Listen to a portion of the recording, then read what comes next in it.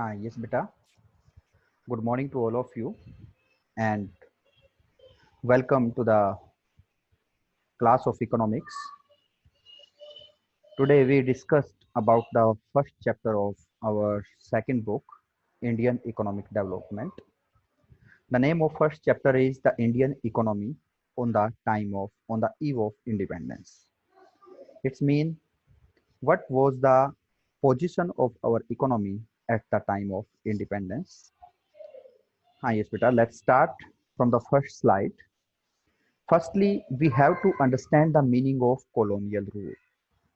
We have to understand the meaning of colonial rule. ये colonial rules होता क्या है? It refers to a system between two countries under which one country being the ruler and another being the colony. And the ruling country determines the economic policy of the colony.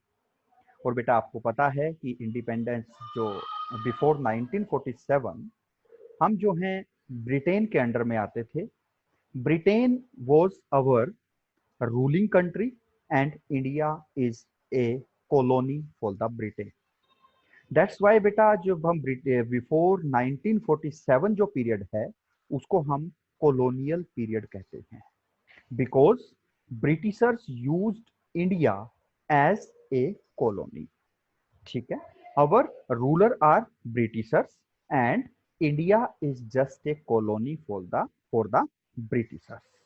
And all the economic policy, all the policy related to our economy was determined by the Britishers. Understand बेटा?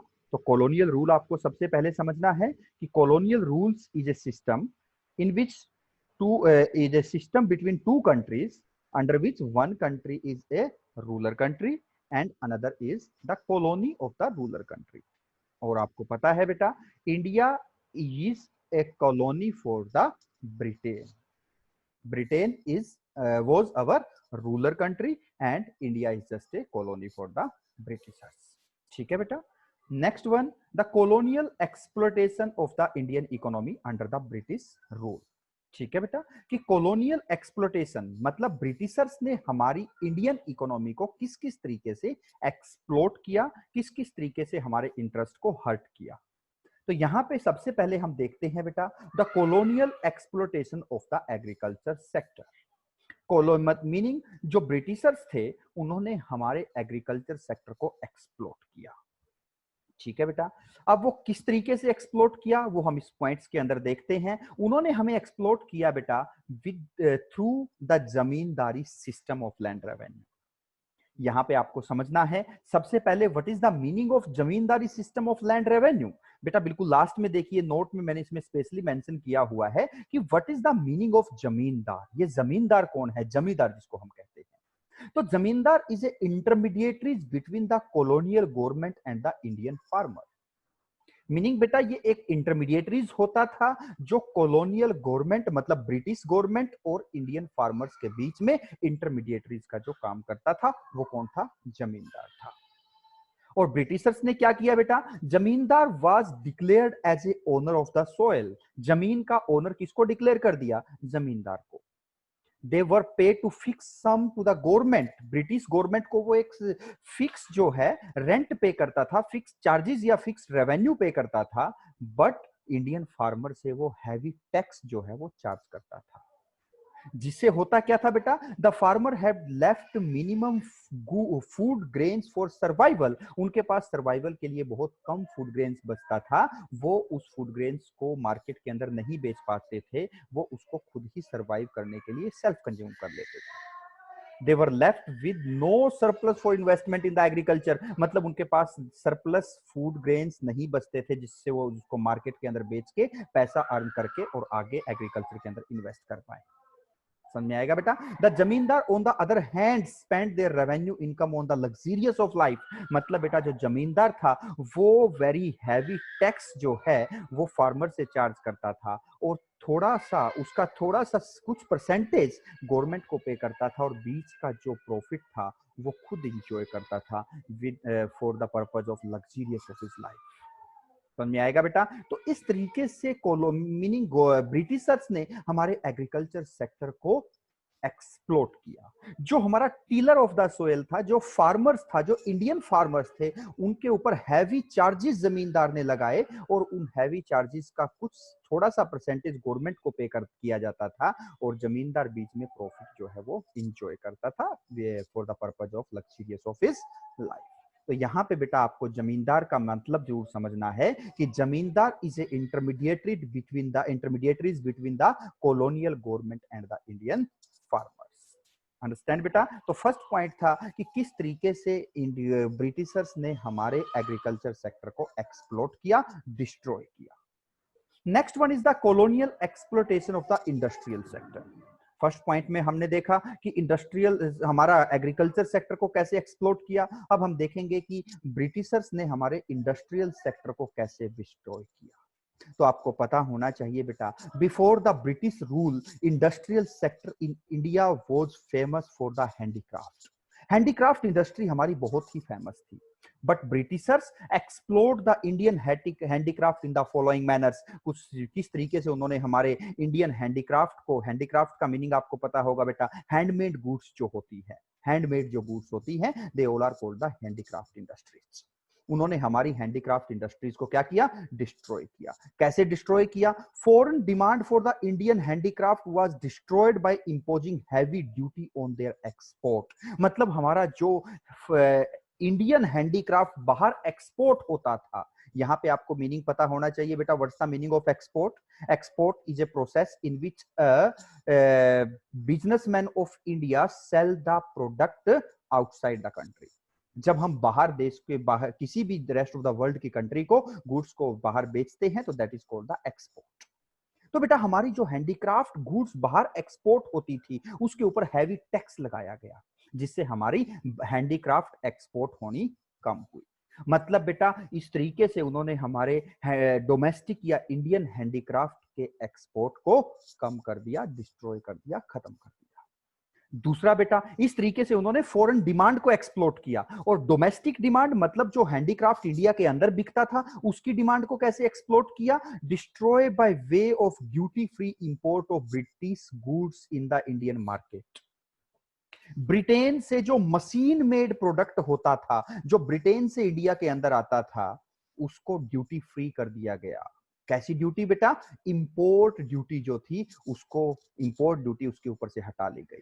अब बेटा यहां से आपको समझना है कि जो इंडियन हैंडीक्राफ्ट इंडिया की इंडस्ट्रीज जो है इंडिया के अंदर बनाती थी वो हैंडमेड प्रोडक्ट होता था, और ब्रिटेन के अंदर से जो प्रोडक्ट इंपोर्ट होता था वो सारा का सारा प्रोडक्ट जो है वो मशीन मेड प्रोडक्ट होता था। और आपको पता है बेटा मशीन मेड प्रोडक्ट जो है as compare to handmade product कुछ चीप पड़ता है, कुछ सस्ता पड़ता है। इसलिए बेटा जब वो बाहर से बिना किसी इंपोर्ट ड्यूटी के इंडिया के अंदर इंपोर्ट हुआ तो उनका मशीन मेड प्रोडक्ट हमारे हैंडमेड प्रोडक्ट से ज्यादा सेल होना स्टार्ट हुआ, जिससे बेटा हमारे डोमेस्टिक हैंडीक्राफ्ट, इंडियन हैंडीक्राफ्ट की डोमेस्टिक डिमांड भी डिस्ट्रॉय करती गई। तो बेटा in a very systematic manner Britishers exploit या destroy the foreign as well as the domestic demand of Indian handicraft. इसलिए बेटा जो हमारा इंडस्ट्रियल सेक्टर था, हमारा इंडस्ट्रियल सेक्टर जो मेनली हैंडीक्राफ्ट था, उसको उन्होंने क्या किया? एक्सप्लोट किया, डिस्ट्रॉय किया। तो हमने देखा बेटा कि उन्होंने हमारे एग्रीकल्चर सेक्टर को भी with the help of zamindari system destroy किया, और इंडस्ट्रियल सेक्टर को भी उन्होंने हमारे जो है एक्सपोर्ट ड्यूटी और इंपोर्ट फ्री या ड्यूटी फ्री इंपोर्ट के थ्रू क्या किया बेटा? एक्सप्लोट किया।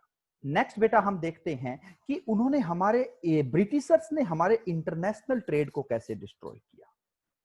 colonial exploitation of the international trade of India. What's the meaning of international trade? International trade means beta कि buying and selling the goods या export and import of goods with the rest of the world. Rest of the world की country के साथ goods का export और import करना, that is called the international trade. इसी को हम फॉरेन ट्रेड कहते हैं, इसी को हम इंटरनेशनल ट्रेड कहते हैं। तो बेटा आपको पता होगा कि हम किस चीज का एक्सपोर्ट या इंपोर्ट करते थे। मेनली हमारा जो हैंडीक्राफ्ट होता था उसी को एक्सपोर्ट और इंपोर्ट किया जाता था। तो उन्होंने हमारा जो इंटरनेशनल ट्रेड था उसको भी डिस्ट्रॉय किया, उसको भी एक्सप्लोट किया through the discriminatory tariff policy. यहां पे आपको समझना है बेटा, what's the meaning of discriminatory tariff policy. Discriminatory tariff policy means भेदभाव वाली टैरिफ पॉलिसी। यहां पे देखिए बेटा, duty free export of Indian raw material to fulfil the industrial need in the Britain. मतलब बेटा जो हमारा जो रॉ मटेरियल बाहर एक्सपोर्ट होता था, स्पेशली ब्रिटेन को जो हमारा रॉ मटेरियल एक्सपोर्ट होता था उसको ड्यूटी फ्री कर दिया गया, उसके ऊपर कोई भी टैक्स नहीं लगता था, कोई भी एक्सपोर्ट ड्यूटी उसके ऊपर नहीं लगती थी। बट अगर हमारा कोई फिनिश्ड गुड्स बाहर एक्सपोर्ट होती थी, लाइक हमारा हैंडीक्राफ्ट अगर बाहर एक्सपोर्ट किया जाता था तो उसके ऊपर हैवी ड्यूटी लगती थी। हम लास्ट पॉइंट में ये चीज पढ़ के आए थे। अंडरस्टैंड बेटा, दैट इज द डिस्क्रिमिनेशन। मतलब if Indians export the raw material it will be duty free, but जब कोई इंडियन बिजनेसमैन अपना हैंडीक्राफ्ट एक्सपोर्ट करता था तो उसके ऊपर एक्सपोर्ट ड्यूटी चार्ज की जाती। समझ में आएगा बेटा? तो ये है discrimination, that is the discrimination related to the export duty.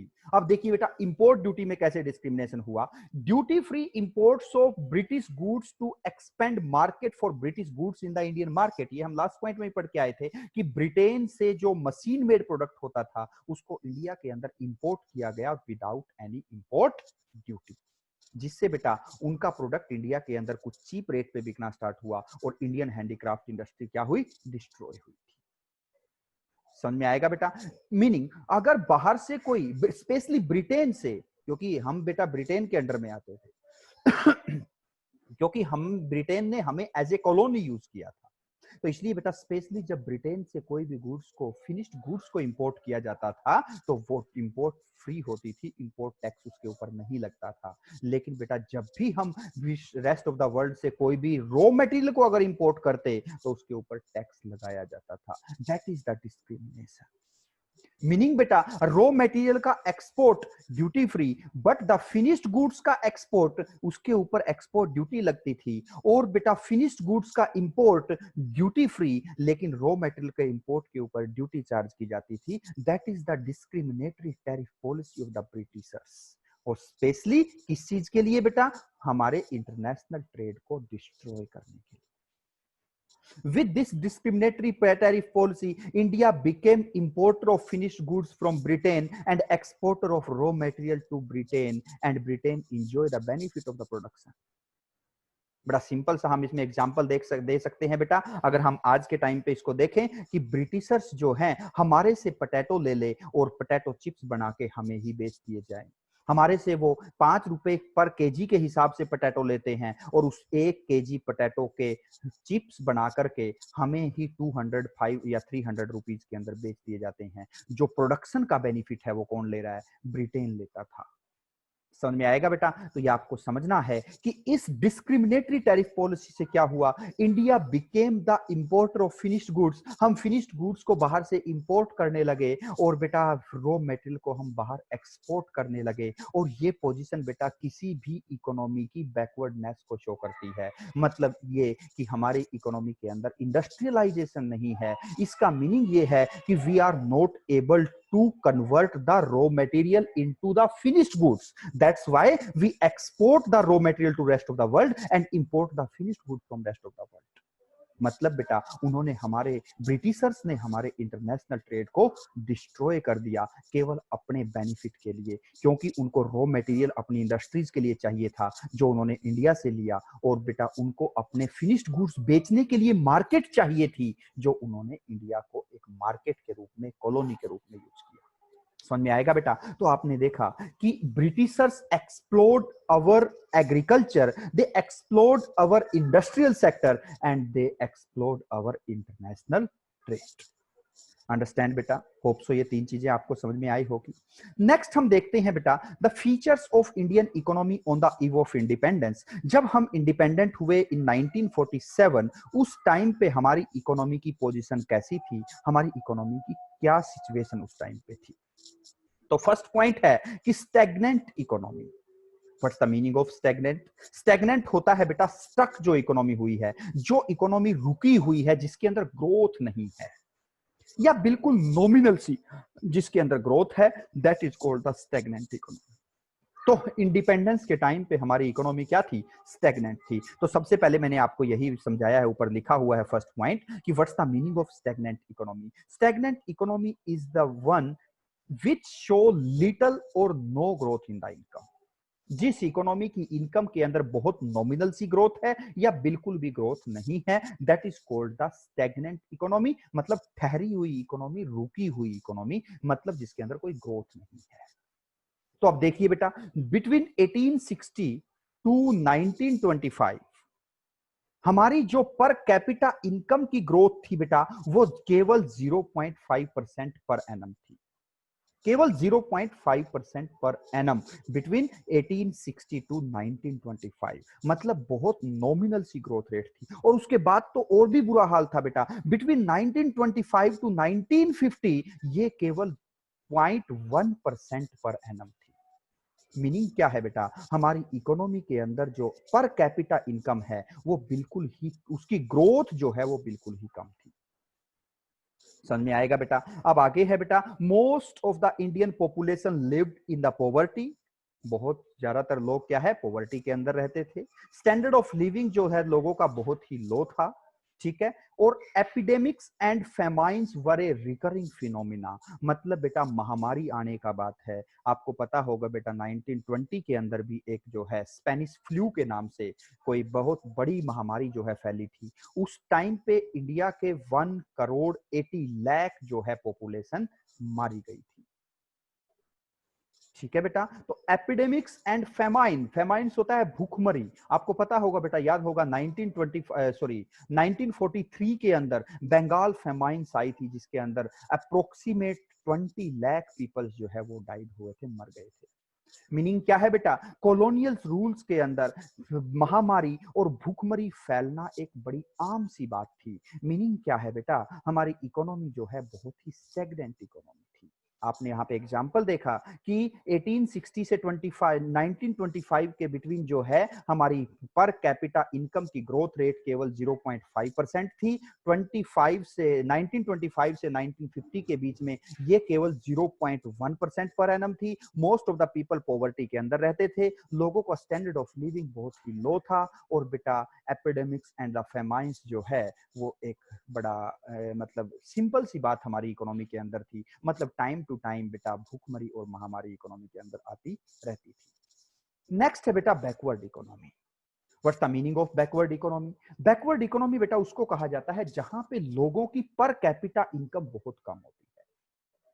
ठीक है बेटा, देखिए सबसे फर्स्ट पॉइंट ही है, backward economy is one in विच पर capita income is very low. जहां पे लोगों की पर कैपिटा इनकम बहुत कम होती है। यहां पर आपको मीनिंग समझना है बेटा, what's the meaning of per capita income? Per capita incomes mean when we mean our national income या total income is divided by the population।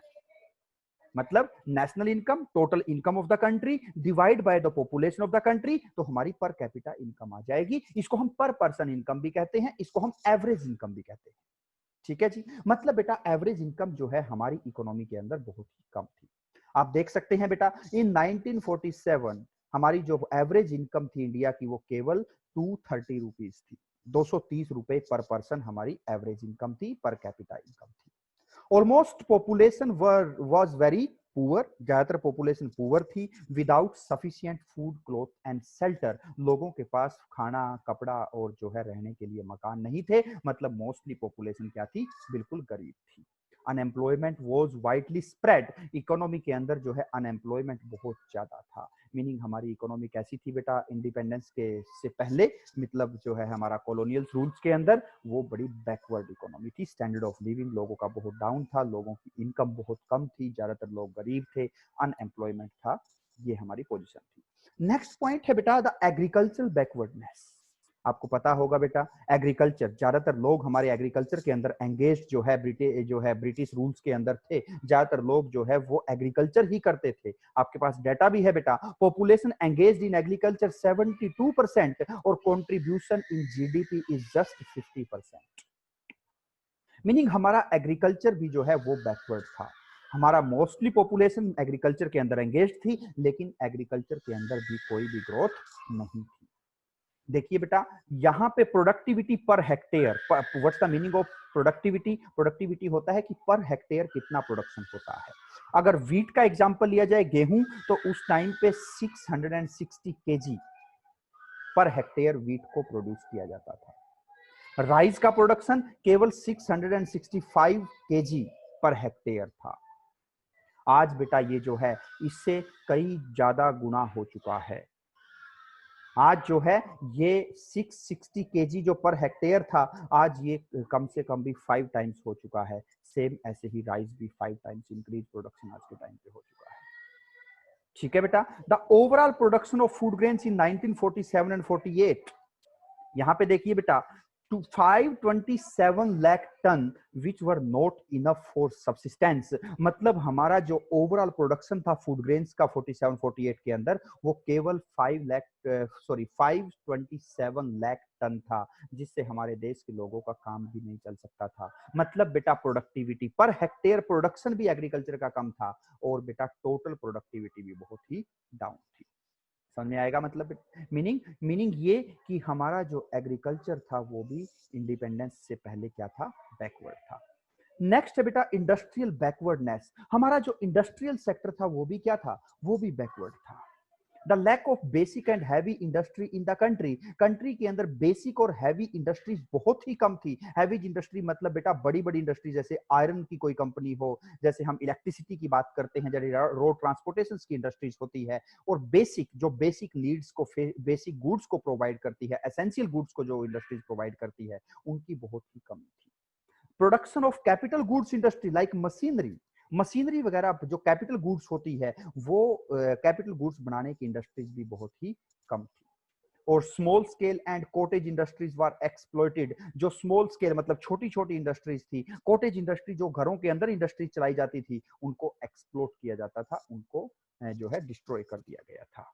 Handicraft industry जो मेनली घरों के अंदर चलती थी, उसको डिस्ट्रॉय कर दिया गया था। और capital goods were imported from the Britain. मतलब हमारी जो कैपिटल गुड्स थी, चाहे मशीनरी है, चाहे प्लांट वगैरह होते हैं, या मशीनरीज वगैरह होती है, या कोई बड़ी सोफेस्टिकेटेड मशीन्स जो होती है, वो मोस्टली हम कहाँ से इंपोर्ट करते थे बेटा? ब्रिटेन से इंपोर्ट किया करते थे। मतलब हमारा जो इंडस्ट्रियल सेक्टर था वो भी क्या था? बैकवर्ड था।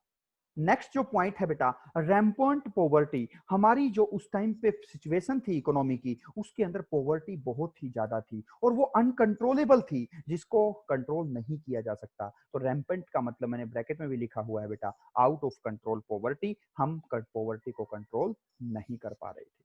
Bulk of the population was very poor, were not getting meals twice in a day. मतलब 2 टाइम का खाना तक नहीं मिलता था। Lack of shelter and clothing, मतलब रहने के लिए घर और पहनने के लिए कपड़ों की भी कमी थी। Main causes of poverty is unemployment. Unemployment बहुत ज्यादा था, लोगों के पास काम नहीं था, इसलिए बेटा पॉवर्टी को कंट्रोल करना उस टाइम पे बहुत मुश्किल था।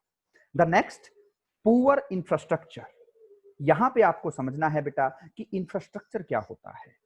इंफ्रास्ट्रक्चर देखिए लिखा भी है, मैंने मेंशन किया हुआ है, including means of communication and transportation, generation of power, energy etcetera.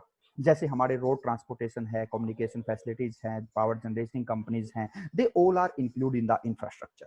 तो हमारा जो इंफ्रास्ट्रक्चर बेस बेटा इंडिपेंडेंस के टाइम पे बहुत ही डाउन था, बहुत ही पुअर था। Infrastructure development was very low at the time of independence. Example देखिए बेटा, इन 1948 पावर जनरेशन कैपेसिटी जो हमारी थी केवल 2100 मेगावाट थी।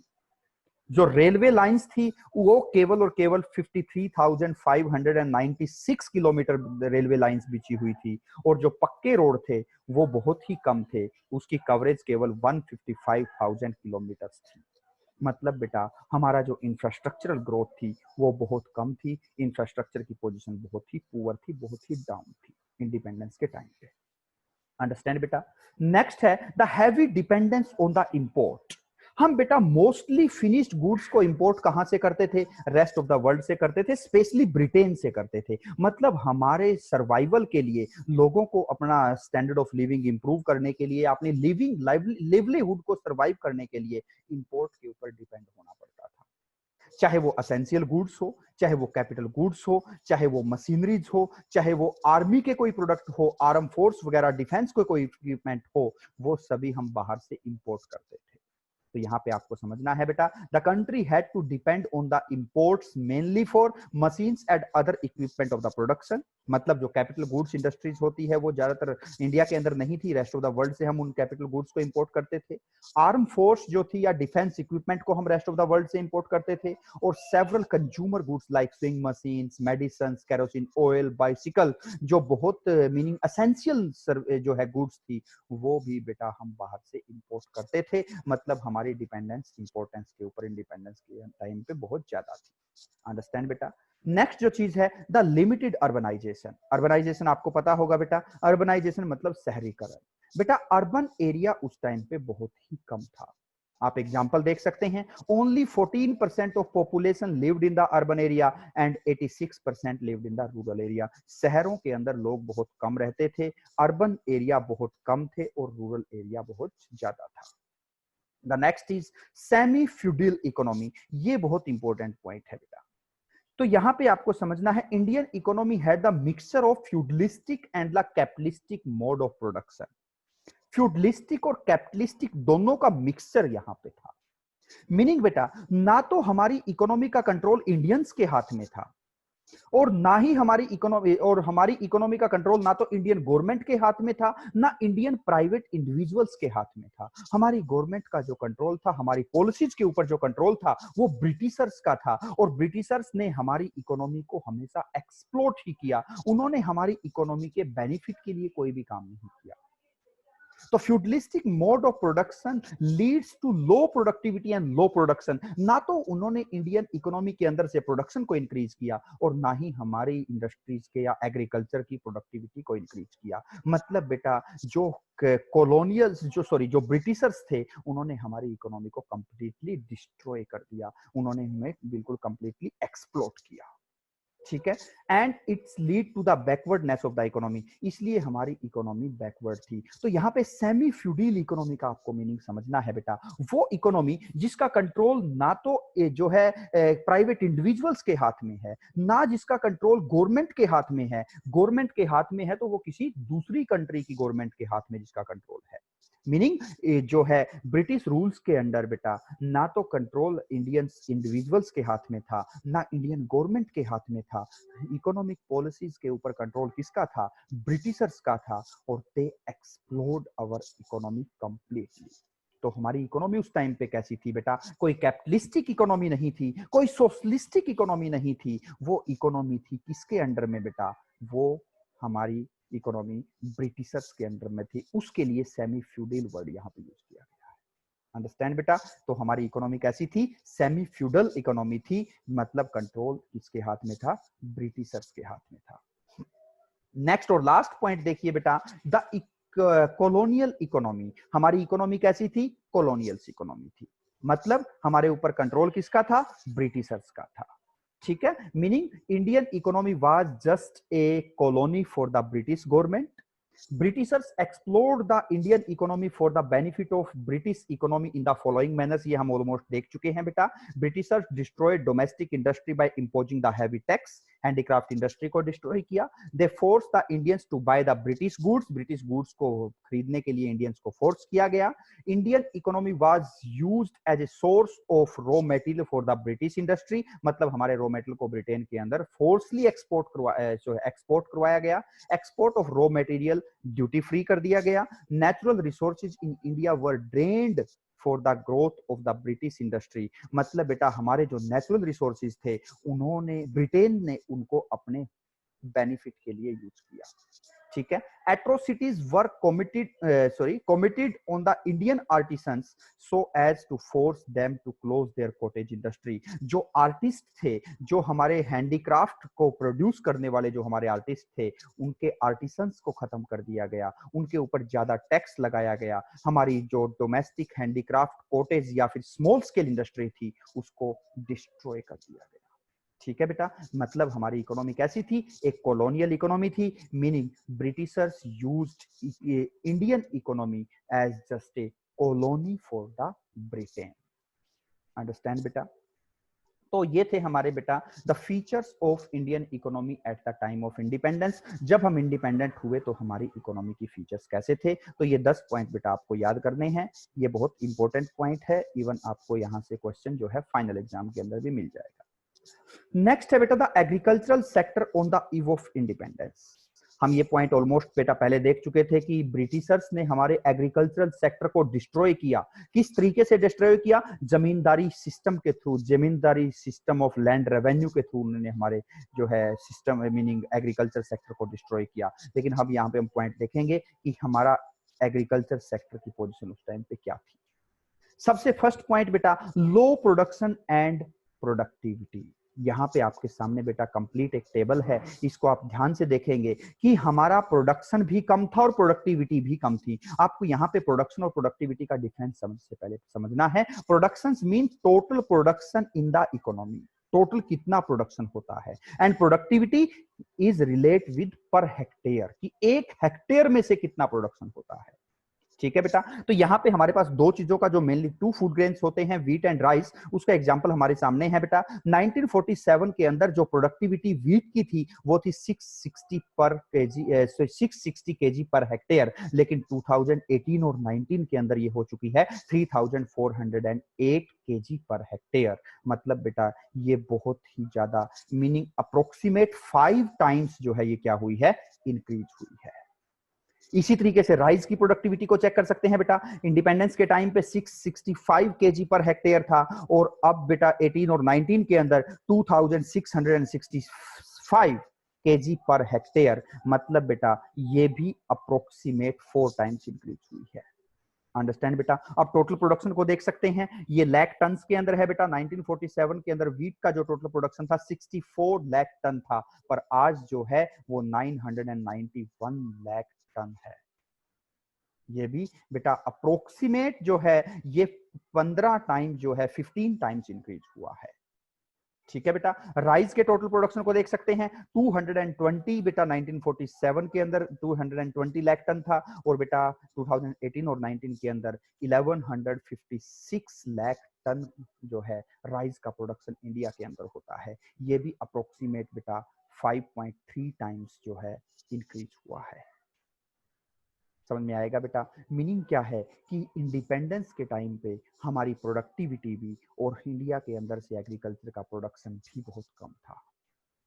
ठीक है जी। नीचे पॉइंट्स है बेटा। Production refer to total output, आपको पता है। Productivity refers to output per hectare of land, हमने देख लिया था बेटा। अब टेबल्स के अंदर हम देख चुके हैं बेटा। Productivity of wheat was nearly 5.2 times lower in 1947। Productivity of rice was nearly 4 times lower in 1947. Total production of wheat was nearly 15.5 times lower, and that of rice was nearly 5.3 times lower in 1947. तो इस point से, in example से आप बड़े आसानी से समझ गए होंगे बेटा कि इंडिपेंडेंस के टाइम पे हमारे एग्रीकल्चर का प्रोडक्शन भी बहुत डाउन था और प्रोडक्टिविटी भी बहुत डाउन थी। नेक्स्ट है बेटा the high degree of uncertainty. Agriculture के अंदर अनसर्टेनिटी थी। मतलब बेटा मीनिंग हम जो इरिगेशन के लिए डिपेंड थे वो रेनफॉल्स के ऊपर डिपेंड थे। कोई भी एग्रीकल्चर एरिया के अंदर इरिगेशन फैसिलिटीज को ब्रिटिशर्स ने इंक्रीज नहीं किया। तो यहाँ पे बेटा no efforts were made by the Britisher for the permanent means of irrigation in India. Permanent means of irrigation like rivers वगैरह हो सकती है, लाइक आपकी जो कैनाल्स वगैरह होती है, लाइक ट्यूबवेल होते हैं, लाइक पोंड होते हैं। ऐसा कोई भी meaning permanent means of irrigation उन्होंने इंडिया के अंदर इंडियन फार्मर्स के लिए डेवलप नहीं किया। Indian farmers were depend on rainfall for the agriculture production. वो रेनफॉल के ऊपर डिपेंड होते थे, बारिश के ऊपर डिपेंड होते थे। मतलब अच्छा रेनफॉल होता था तो अच्छा प्रोडक्शन हो जाता था, और लेस रेनफॉल होता था तो लो प्रोडक्शन होता था। मीनिंग बेटा हमारा जो एग्रीकल्चर सेक्टर था उसके अंदर क्या थी, अनसर्टेनिटी थी, सर्टेन नहीं था। ऐसा नहीं था कि हमने जो सीड्स जो है उनको शो किया है तो वो हमेशा ही उग ही जाएंगे, वो कल्टीवेट हम कर ही लेंगे, उनको हम हार्वेस्ट कर ही लेंगे, ऐसा जरूरी नहीं होता था। मतलब बेटा अगर गुड रेनफॉल होता था that it implies the good production, और बेटा लेस रेनफॉल्स होता था it's implies the low production. Meaning uncertainty बहुत ज्यादा थी। The next, dominance of subsistence farming. आपको यहां पे समझना है what's the meaning of subsistence farming. Subsistence farming ज्यादा की जाती थी। क्या मीनिंग है सब्सिस्टेंस फार्मिंग का बेटा? Subsistence farming meaning do the farming for the purpose of self consumption. Self consumption के लिए जब हम फार्मिंग करते हैं तो that is the subsistence farming. दो टाइप्स की फार्मिंग हो सकती है बेटा। सब्सिस्टेंस फार्मिंग मतलब सेल्फ कंजम्पशन के लिए फार्मिंग करना, खेती को जो है एग्रीकल्चरल आउटपुट को सेल्फ कंज्यूम कर लेना। दूसरा होता है बेटा कॉमर्शियल फार्मिंग, मतलब कि एग्रीकल्चरल आउटपुट को मार्केट के अंदर बेच के पैसा अर्न करना, meaning do the agriculture as like a business, that is called the commercial farming. Independence के टाइम पे कॉमर्शियल फार्मिंग नहीं की जाती थी। फार्मिंग जो थी वो सेल्फ कंजम्पशन के लिए की जाती थी। Subsistence farming is a form of farming in which crops are produced to provide for basic needs of the family. Little surplus left to sell in the market. Market के अंदर बेचने के लिए सरप्लस नहीं बचता था, या बचता था तो बहुत कम होता था, जिसके अंदर बेटा lack of commercialisation of farming, मतलब कॉमर्शियलाइजेशन ऑफ फार्मिंग बहुत कम था। मतलब हम फार्मिंग सेल्फ कंजम्पशन के लिए करते थे, मार्केट के अंदर बेचने के लिए नहीं करते थे, जिससे बेटा पॉवर्टी इंक्रीज होती जा रही थी।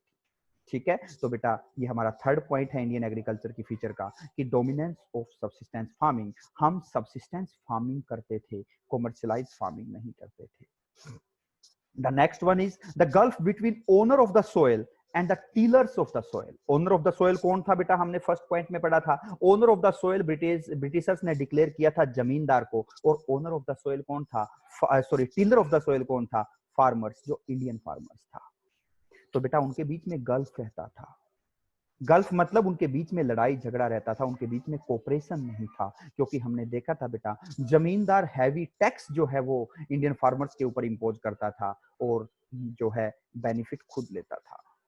तो यहां पे आपको समझना है, the owner share of output but not share the cost of production. मतलब जो ओनर्स था वो आउटपुट को में तो अपना शेयर ले जाता था, मतलब आउटपुट जो भी प्रोडक्शन होता था उसमें से वो टैक्स के रूप में जो है, या रेंट के वे से वो जो है उस आउटपुट में से तो अपना शेयर ले जाता था, लेकिन कॉस्ट के अंदर वो अपना शेयर नहीं पे करता था। They were only interested in maximize their rental income। मतलब ओनर ऑफ द सोइल जो जमींदार थे वो अपनी रेंटल इनकम को इंक्रीज करने के बारे में सोचते थे। जमीन जो फार्मर्स थे उनके लिए कोई भी वो ध्यान नहीं देते थे। The tillers of the soil were merely given enough for subsistence। उसको केवल और केवल सेल्फ कंजम्पशन के लिए ही दिया जाता था। उसको मीनिंग जो फार्मर्स था उसके पास मार्केट के अंदर बेचने के लिए सरप्लस क्रॉप नहीं बचती थी। In-depthness of the tiller of the soil and conspicuous consumption of owner of the soil। इससे मतलब क्या था बेटा, कि जो फार्मर था वो तो in-depthness में फंस जाता था, कर्जदार हो जाता था, और जो conspicuous consumption था मतलब ज्यादातर कंजम्पशन कौन कर लेता था बेटा? ओनर ऑफ द सोइल, जो जमींदार था वो कर लेता था। मीनिंग ये है बेटा कि जो फार्मर था उसका एक्सप्लोटेशन किया जाता था, और जो जमींदार था वो मीनिंग सरप्लस को बेच करके अपने रेंटल इनकम को इंक्रीज करके अपनी लग्जरियस ऑफ लाइफ को सरवाइव करता था। और जो टीलर ऑफ द सोइल मतलब जो फार्मर्स था वो क्या था? वो एक्सप्लोट होता था। इसलिए हम कह सकते हैं बेटा the relationship between owner of the soil and tiller of the soil was not good at the time of independence. उनके बीच में गल्फ रहता था। समझ में आएगा बेटा? नेक्स्ट है पॉइंट बेटा स्मॉल एंड फ्रेगमेंटेड होल्डिंग। जो इंडियन एग्रीकल्चरलिस्ट थे, जो फार्मर्स थे, उनके पास जो लैंड होल्डिंग थी वो बहुत छोटी छोटी थी। एंड फ्रेगमेंटेड का मीनिंग होता है बेटा a piece of land is here and a piece of land is there. मतलब बेटा पीस ऑफ लैंड छोटे छोटे टुकड़ों में जमीन का बंटा होना, जिससे क्या होता है? कॉस्ट ऑफ प्रोडक्शन इंक्रीज होती है और प्रोडक्टिविटी डाउन आ जाती है। तो यहाँ पे समझना है बेटा कि जो फार्मर्स थे उनके पास स्मॉल थोड़ी जमीन थी, और वो भी जगह जगह छोटे छोटे टुकड़ों में बंटी हुई थी। Fragmented holding means a piece of land here and a piece of land there. मतलब जमीन का छोटे छोटे टुकड़ों में बंटा होना, और वो भी दूर दूर टुकड़े होना। ठीक है, most land holding was uneconomic. मतलब लैंड होल्डिंग जो थी वो अनइकोनॉमिक थी। What's the meaning of uneconomic? Meaning the cost of production is more and the output is low, yielding low output at higher cost, मतलब output कम और cost ज्यादा आती थी। It implies backwardness of the Indian farmers, जिससे पता चलता है कि हमारे जो फार्मर्स थे, इंडियन फार्मर्स थे, वो क्या थे, बैकवर्डनेस के अंदर थे। समझ में आएगा बेटा। नेक्स्ट है बेटा the land revenue system under the British Raj, मतलब एग्रीकल्चर का जो लैंड रेवेन्यू सिस्टम था वो भी क्या था बेटा, बेटर नहीं था। हमने देखा बेटा कि जो जमींदार था उसको owner of the soil declare कर दिया गया था। दे they were pay the fixed sum to the government by way of land revenue and charge heavy tax from the farmers। Farmer से हैवी टैक्स चार्ज करता था और गवर्नमेंट को कुछ कम पैसा जो है वो या लैंड रेवेन्यू के रूप में फिक्स चार्जेस जो है वो गवर्नमेंट को देता था और फार्मर्स के ऊपर ज्यादा टैक्स लगाता था। ठीक है। It led to unlimited exploitation of the tiller of the soil by the zamindars, मतलब जमींदार इंडियन फार्मर्स को एक्सप्लोट करता था। Rate of land revenue were frequently raised by the zamindars, मतलब time to time land revenue की रेट जो है वो बढ़ा दी जाती थी, फार्मर को एक्सप्लोट कर दिया जाता था।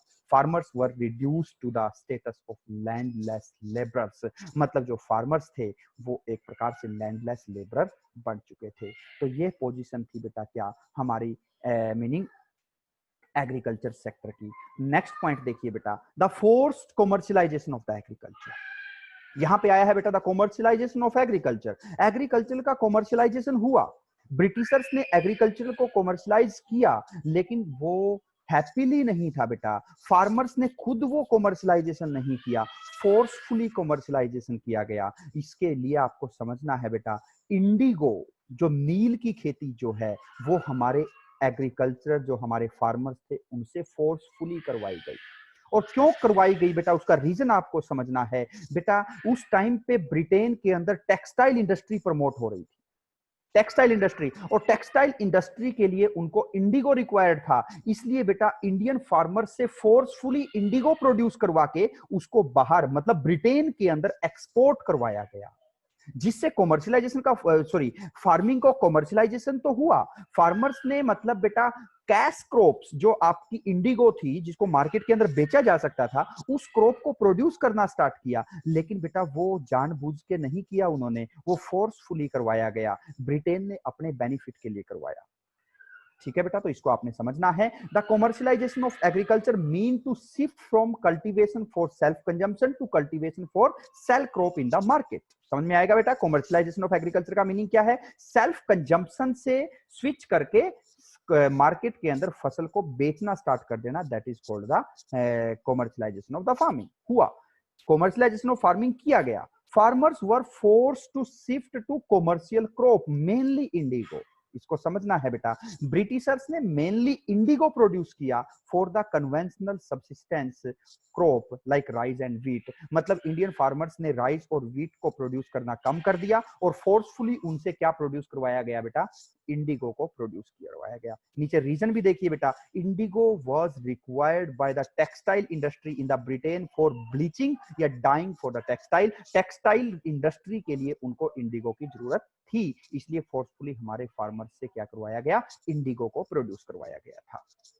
The farmer were either lured और force to accept advance payment for the cultivation of the indigo. यहां पे ल्यूड वर्ड यूज हुआ है। ल्यूड होता है बेटा लालच देना, ठीक है, मतलब फार्मर्स को या तो लालच दिया गया या फिर फोर्सफुली उनको एक्सेप्ट उनको एडवांस पेमेंट लेने के लिए क्या किया गया, मजबूर किया गया कि एडवांस पेमेंट लेकर के आप इंडिगो को प्रोड्यूस कीजिए।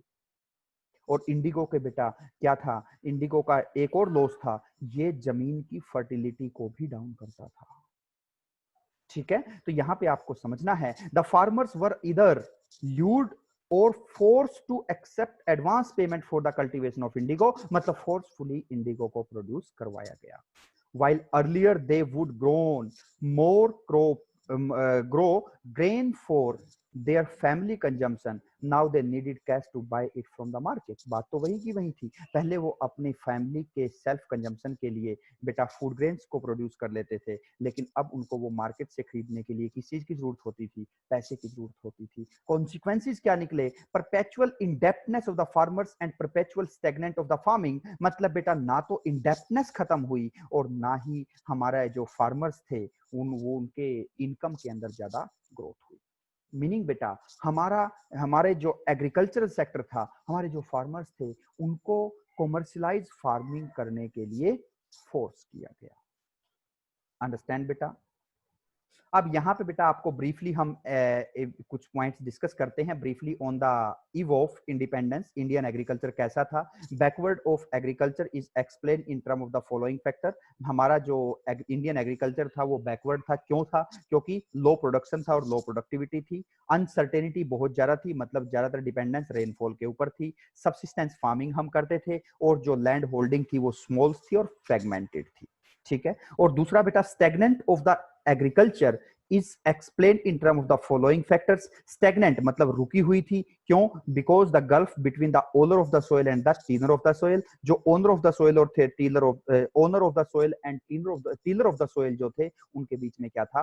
गल्फ था। उनके बीच में लड़ाई झगड़ा रहता था। लैंड रेवेन्यू सिस्टम जो है हमारा ब्रिटिश राज के अंडर क्या था? एक जमींदार के थ्रू जो है लैंड रेवेन्यू को कलेक्ट किया जाता था। और last point, forced commercialisation of agriculture किया गया था। मीनिंग हम कह सकते हैं बेटा, इंडिपेंडेंस से पहले या इंडिपेंडेंस के टाइम पे हमारा एग्रीकल्चर सेक्टर बैकवर्ड भी था और स्टैग्नेंट भी था। बैकवर्ड मतलब कि हमारा जो है पिछड़ा हुआ एग्रीकल्चर सिस्टम था, और स्टैग्नेंट मतलब उसके अंदर कोई खास ग्रोथ नहीं थी। समझ में आएगा बेटा? तो होप सो आप ये सभी पॉइंट समझे होंगे कि what was the position of our Indian agriculture sector at the time of independence. उसकी पोजीशन कैसी थी? अंडरस्टैंड बेटा?